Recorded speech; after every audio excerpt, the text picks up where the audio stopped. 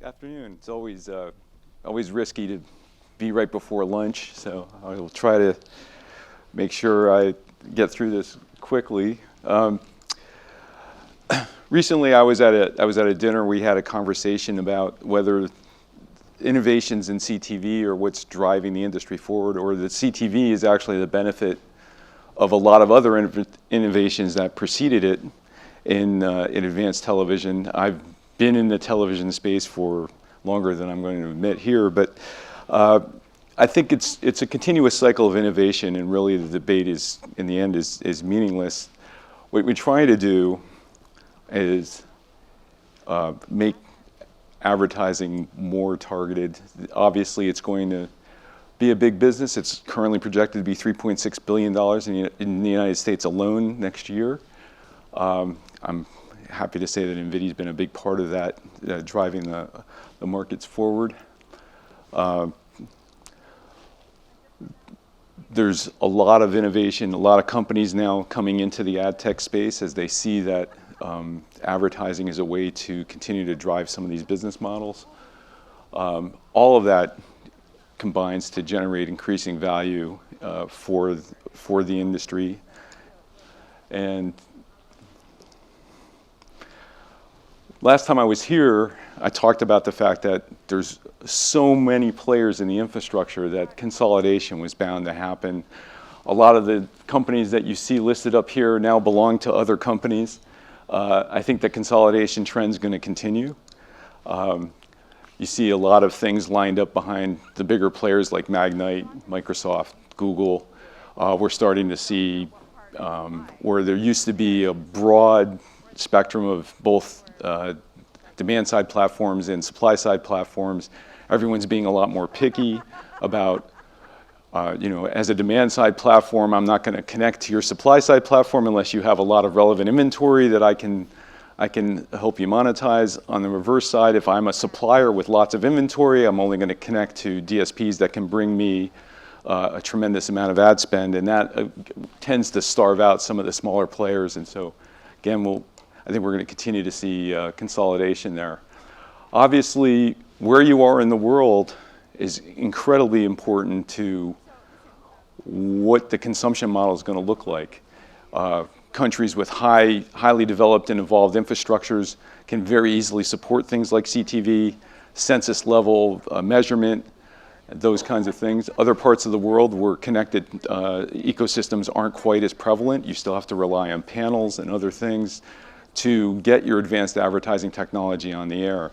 And so being able to be nimble and figure out how to build a consolidated audience out of the distribution platforms that happen to exist in that specific ecosystem are important. As you go around the world, television, of course, continues to be the big consumer of advertising spend. That's where people's dollars are going, because that's where consumers' attention is. And if you're trying to reach the audience that's meaningful to you, you've got to be where people are spending most of their attention. So obviously folks are when they're not on TikTok, they're watching TV. And I expect, again, that those kinds of trends are going to continue. So there's been a lot of progress. I think there's still room for a tremendous amount of innovation in the space. But we've reached a point where innovation alone isn't enough. Some of these ecosystems have actually matured to the point where it's going to take more than just being an island and trying to become a monopoly within a particular geographic region or technology stack. So the game, of course, is to always get the right message in front of the right audience at the right time when they happen to be present. So irrespective of the consumption model, whether it's streaming or traditional broadcast, tablets, desktop video, traditional TV sets, CTVs, being able to have technology that delivers the right thing to the consumer at the right time is going to be key. So what do we need to do to continue along this trajectory? And actually, the previous presentation touched on a lot of these things where you have a desperate ecosystem, a lot of different types of ways to reach an end consumer with video products. Requires you to start to adopt standards. Obviously, most companies, when they first enter into a market, try to get into a monopoly position. Generally, monopolization is not something that you can support long term, and standards are really how markets get built. You can still continue to innovate even within standards. Standards tend to be focused on how data moves from point A to point B and how you interpret that data, but all of the algorithmic science around what an audience means or how you measure it or how you decide which ad gets placed into a stream, it's still ripe for innovation that can still live within the boundaries of standards. But in most ecosystems where you have multiple players in different parts of the delivery chain, you really need to push for cooperation as well. And in North America, NVIDIA has been taking a lead in working with companies that traditionally we had competed with, like Freewheel, Canoe, and the like. I'm pushing the wrong button. Let's not go backwards.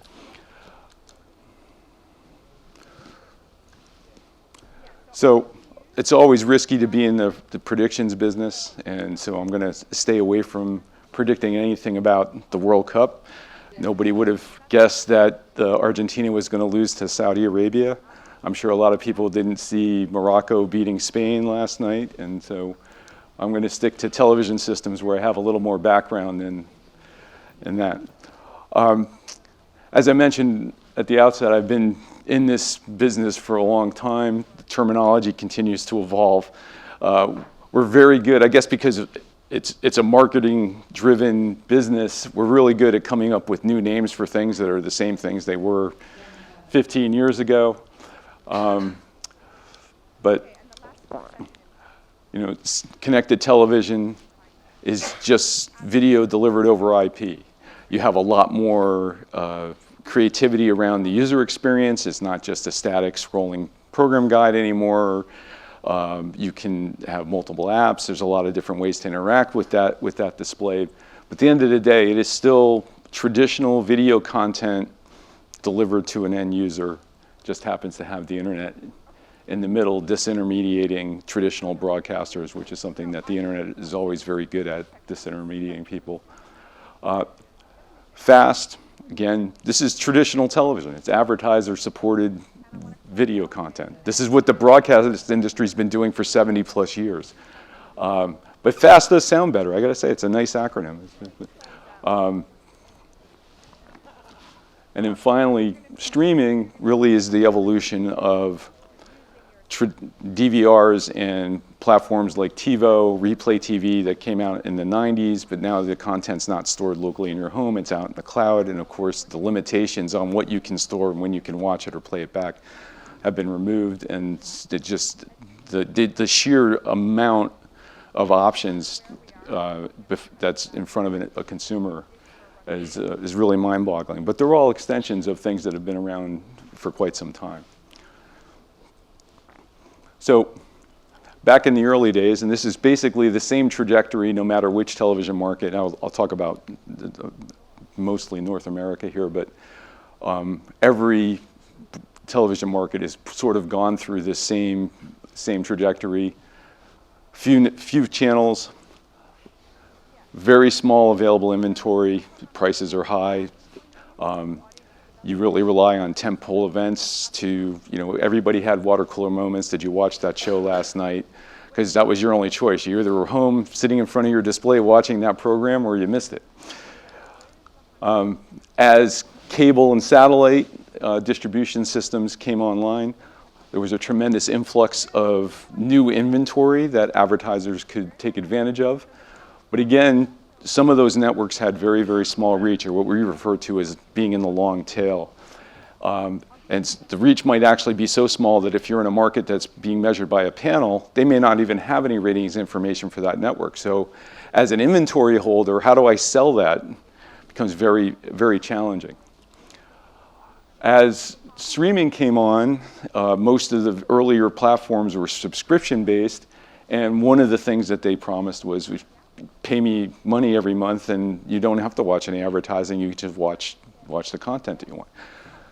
Potentially a great deal for the consumer, but as an advertiser or a marketer trying to get people interested in your product, that actually took inventory out of the pool. And while the sheer amount of programming that was out there was unchanged, people's attention, the amount of time they spend every day watching content, a large proportion of that shifted to subscription-based, non-advertiser supported, a model that was started by HBO back in the 70s. As the sheer number of subscription-based distribution platforms have grown, we've seen now that consumers only have a limited amount of budget that they're willing to spend on non-advertising based content delivery. We're starting to see now these fast channels are becoming more popular. But one thing that's really come out of all of this is that in the streaming environment, the traditional ad load, 7 minutes plus in a 30-minute span, is really not sustainable. If I have the ability to just pick up my remote control and stream something else or transition to some other content, I'm going to do that. Again, it comes back to how long can you maintain someone's attention and how do you measure that? So we've got all these different distribution methods, all these different displays, and your audience is spread out all over the place. Basically, all content is becoming long-tail content. At any moment in time, your total audience might be very thin.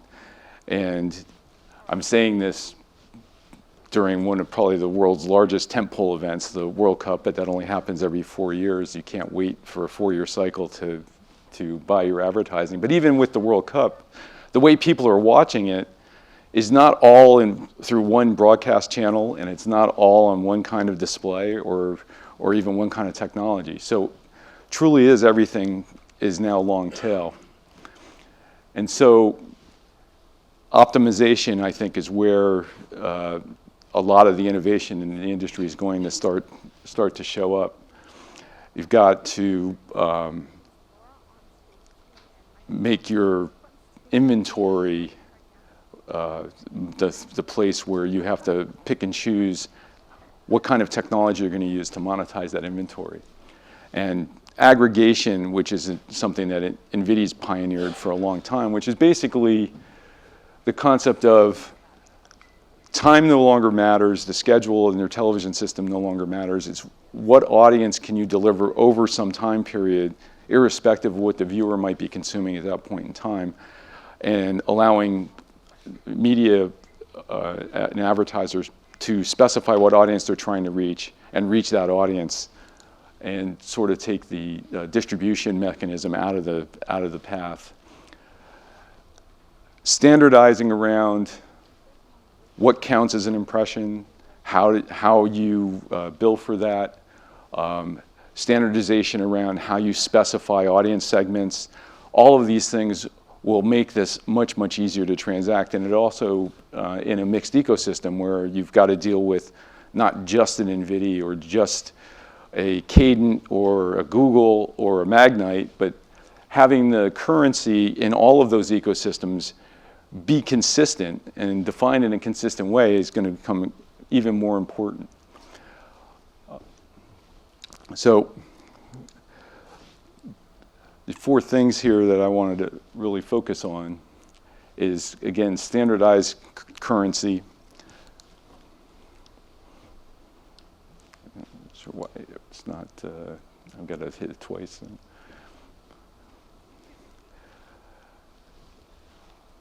And as we've seen now with all the different distribution systems, there's been a tremendous growth in measurement systems, competition.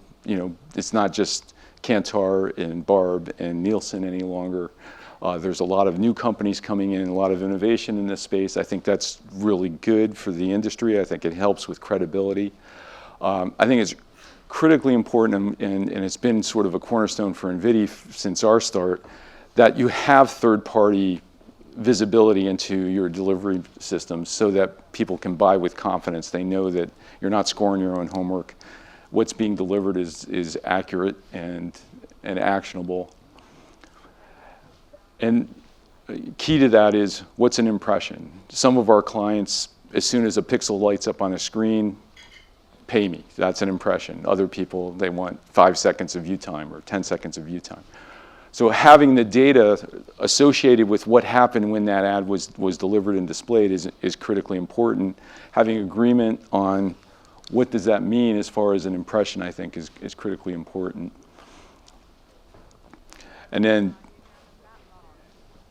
again, how you measure it, what counts. Do you have enough information to be truly census level? Do you need census level? Is census level measurement better than panel-based measurement? That's a debate that will rage forever. Again, some ecosystems, there's not enough return data to have census level measurement, so you have to rely on panels. There's a lot of innovation now around just simply taking attendance. The fact that I showed up in math class that day doesn't mean I actually paid attention to what the teacher was saying. So there's some new technologies coming online that's measuring actual engagement, whether somebody's paying attention to what's happening in front of them at that moment in time, and having that added into the measurement mix, I think, is going to become a pretty exciting innovation. Also, in these subscriber models, sensitivity to ad load is really, really something that's going to require additional innovation. So in programming advertising, I think, is going to become the next place where you're going to see some innovation. Since the video streams have been digitized, it makes it much easier for AI systems to analyze what's going on. You can actually build in programming shopping events or click here for more information kinds of things. Something far more sophisticated than just slapping a QR code up on a screen, which looks pretty ugly, at least in my opinion. Having something that's integrated into the platform, I think, is another area where we're going to see a lot of growth and innovation in the space. And so, fundamentally, cooperation is where I think most of the in the established markets, that's where most of the movement forward is going to play. You're going to see people need to come together. INVIDI, actually, our latest piece of technology that we've developed for the industry is called Connexus, and literally the whole purpose of Connexus is to allow for different technology stacks to talk to each other in a way that makes measurement, impressions, currency, how you order an ad, how you define an audience, all of those things. You enter it once, it can play out through multiple technology stacks. We're using this in the United States today with Canoe and Freewheel for some of our networks. And with that, I will let everybody head off to lunch. I'm around. I got a couple more.